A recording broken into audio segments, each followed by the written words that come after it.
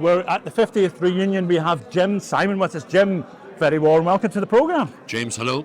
So, Lovely to meet you, and thanks for asking me to say a few words. Just a few words. I know that you can say more than a few words with this one, Jim, but let's get back a wee bit.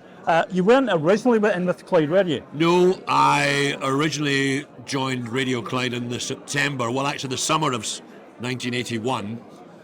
There was a competition that was organised by Radio Clyde, the Evening Times, and Peter Stuyvesant, who of course was one of the big tobacco companies, big ones, yeah. and one of the Meehan brothers, who of course were the agents for the Radio Clyde disc jockeys, was their representative. So cut a long story short, I entered the competition and I was second. You were second. So we ran through for months, from about the January to the April of 1981. I still remember the final was in a place called Ultratech, up off Sucky Hall Street, and there was a guy who was a school teacher. I still remember his name, and he had turned the whole thing into a kind of visual extravaganza. I was there with a smart suit, thinking about broadcasting, and up to that point, remember, I had been at Hospital Radio in East Kilbride since about 1978, so I kind of knew my way around studios. This guy didn't. He was a school teacher, and he started coming to the gigs. If you remember the Kenny Everett show, and Kenny had, the bowler hat on and the trench coat cut in the back with the suspenders. I mean, he looked lovely. That's a different story, though. He looked lovely. But Jim Andrews was his name, and Jim, if you're out there, and thank you very much for the letter. He sent me a letter. Cut a long story short, he had, as part of his prize, an hour-long radio show in '81. But he was kind of out of his comfort zone. Ergonomically, he had no idea what to do in a studio. So several months later, I was working for Tom Russell's record shop. Oh, you were actually in the record shop? I was working in the record shop on Duke Street, and I remember sweeping the street genuinely, because I always loved to have a clean door. Yeah. It was something my mother always taught me, because you want the customers to come in. You don't want a dirty pavement. No. And I genuinely was out sweeping the pavement, and a girl who's standing not too far from us at the moment, Helen Clark as she was, phoned this record shop.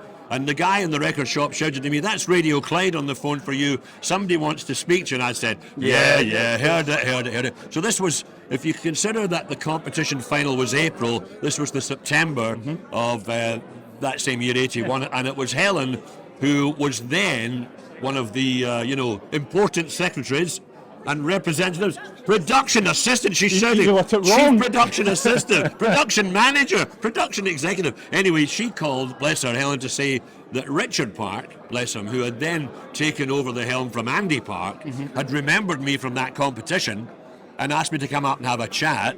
And my big thing in those days was soul music. So he let me wander around the studio for a couple of months making trailers and let me loose. I still remember the first ever radio program that I did for Radio Clyde was for the late great Mike Riddick, who was a fabulous broadcaster. Fabulous man, absolutely and great. Mike had taken a holiday, and I had to do his program. It was called Clyde Wide Tonight.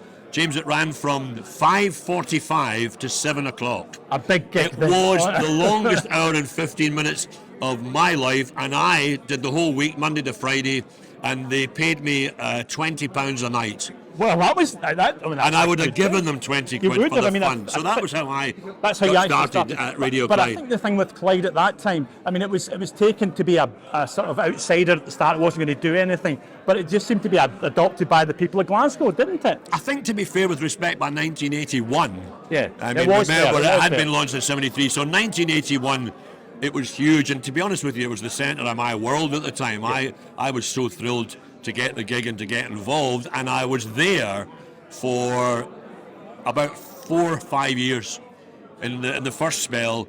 And the most important thing that Radio Clyde ever did for me, and I'm just going to throw this in because I don't know how long you're going to speak to me, I've got Radio Clyde to thank for so much, especially the fact that because of Radio Clyde, I have had a 41-year career at STV. I mean, that's as an marvelous, announcer on and off. Marvelous, I mean, I've been there for a long time, but I had some very happy days at Radio Clyde. I left for a few years, went back in 1990 when they split the frequencies and it became Clyde 1 and Clyde 2. But I was actually working as a transmission director at STV for 17 years. And my boss then said, you can either work for us or you can work for Radio Clyde, make your decision. And I had to stay at STV because they were paying me really well and I had all the fringe benefits. Radio Clyde were paying me peanuts.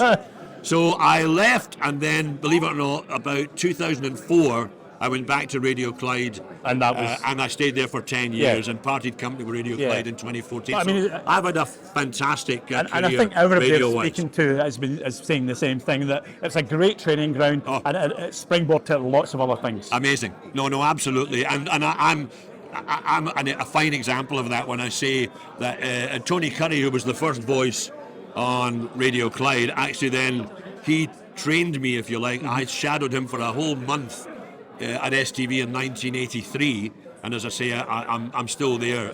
You're And still have doing your been. thing, Jim. I'm That's still there. That's what it's all about. But thanks to I've got Radio Clyde to thank for a lot of that. Yeah. No, and, that's- and all the people that fed into Radio Clyde. Remember, some of the names and some of the people that are in this room tonight. I hold them in high esteem.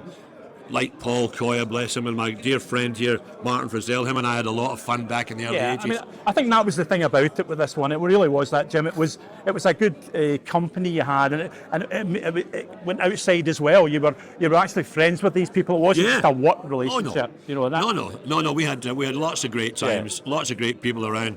In fact, I reminded Martin on our way down we met at the top of the city, and we walked it down tonight. It's a lovely night to be walking through Glasgow, and I reminded him that 40 years ago we were on holiday together with a couple of girlfriends at the time. I'm not sure what happened to them. But anyway, bless them, we were in Corfu together, and that was the great working relationship that we had back in the day. All of those things, it's all great memories, Jim, and thanks very much for letting us know about them. James, Thank you very much. It's been a thrill, and thanks for taking the time No problem to talk to me. Thank you very much. Your voice, your music, quality radio.